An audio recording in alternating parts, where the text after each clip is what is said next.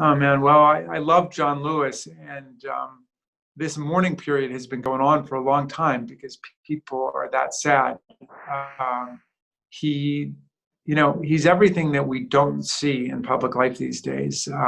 First of all, he's not somebody who lusted after public office. He was in politics as a civil rights protester, like these beautiful young people across America who are out, at the barricades on the front lines, fighting with Black Lives Matter for a transformation of policing practices in the country.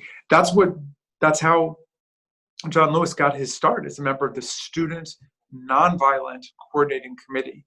And so he started his political career, so to speak, as a civil rights protester. He was arrested more than 40 times.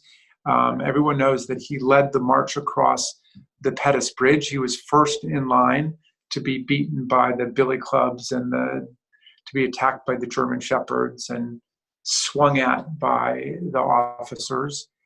And he forgave all of them before the end of his life and met with many of them because his message was not one of revenge. It was not vindictive. It was about transformation and us being in an interracial process together to get America past the deranged magical thinking of racism, getting beyond that to real science and real civility and real decency and citizenship. And so, when he went into politics and got elected to public office, he was such a remarkable force because he spoke with so much moral authority. And that was the role that he really came to occupy in Congress as the conscience of the Congress, and never wavered for 1 minute in his beliefs in nonviolence.